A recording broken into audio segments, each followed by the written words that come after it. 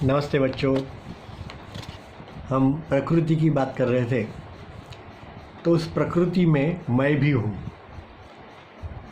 तो फिर सवाल है कि मैं कौन हूँ। सवाल बड़ा है। आप थोड़े छोटे हो, फिर भी कुछ थोड़ी कल्पना आपको आ जाए, आप उस बारे में कुछ सोचें, इसलिए आज मैं ये आपके सामने रखने की कोशिश करूँगा। कभी तो हम बड़े होंगे, तो उसके पहले हमें ये कुछ चीज़ें मालूम होनी चाहिए, बराबर। तो मैं प्रकृति में मैं हूँ, तो मैं कौन हूँ? मैं किससे बना हूँ? तो मेरा शरीर है ना। शरीर के अंदर मेरा मन है, शरीर के अंदर मेरी बुद्धि है, आपको मालूम है ना ऐसा सब। और शायद आपने सुना भी होगा कि मेरे शरीर के अंदर मेरी आत्मा है, और आत्मा जो है वो परमात्मा का अंश है, दिव्य है। तो इसलिए मैं भी दिव्यता का एक अंश हूँ। तो ये शरीर जो है, ये मैं हूँ क्या? ऐसा सोचो।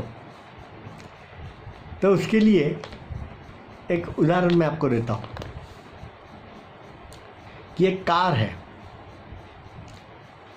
उसकी बॉडी होती है बाहर की, वो शरीर है उसका। उसके अंदर क्या होता है? इंजन होता है, बराबर है। और वो चलती किसके ऊपर है? पेट्रोल पे। तो कोई कहेगा कि कार इंजन है, तो नहीं चलेगा। कोई कहेगा कि कार जो है वह बाहर की बॉडी है, वो भी सही नहीं है, बराबर है। मानो चॉकलेट है, चॉकलेट तो आपने खाई है।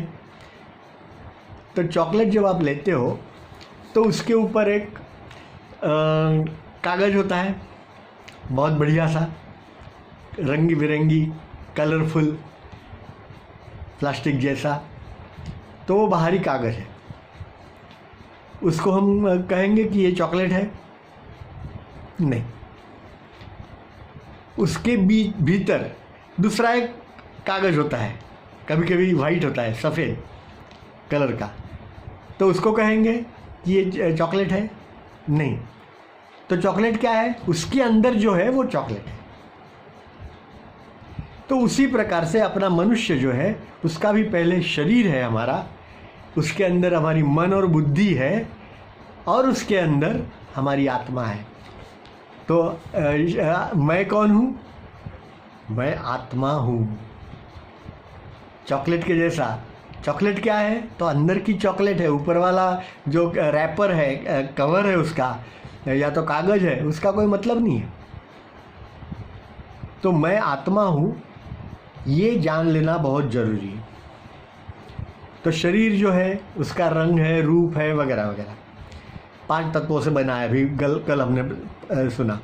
मन जो है वो अदृश्य है, बुद्धि जो है वो भी अदृश्य है, लेकिन आत्मा जो है वो दिव्य है, और वो हमारे जीवन का सत्व है। आदमी जब मर जाता है तब वो आत्मा निकलती है, तब मरता है आदमी, बाकी शरीर तो वही होता है। तो इसलिए आत्मा जो है वो हमारे लिए बहुत इम्पोर्टेंट, बहुत महत्व की चीज़ है। एक तालाब से एक बूंद पानी आपने निकाल लिया, तो वो पानी जो है, वो पानी और तालाब का पानी एक जैसा ही है, लेकिन उसको हम कहेंगे क्या कि ये तालाब है? हाँ, क्योंकि उसके अंदर तालाब के सारे गुण हैं। हमारा भी ऐसा है कि तालाब के जैसा जो परमात्मा है, परम तत्व जो है, ईश्वर जो है, उसके अंदर से हमने एक बूंद हमारे अंदर डाली है, हमारा आत्मा। तो इसलिए हम उस दिव्यता के अंश हैं, और जो हमें हमेशा संभालता रहता है। ये चीज़ थोड़ी बहुत जो आप समझे होंगे, तो आप अपने माता पिता के साथ शेयर करें, उनसे पूछें, उनको मालूम है क्या ये चीज़। धन्यवाद।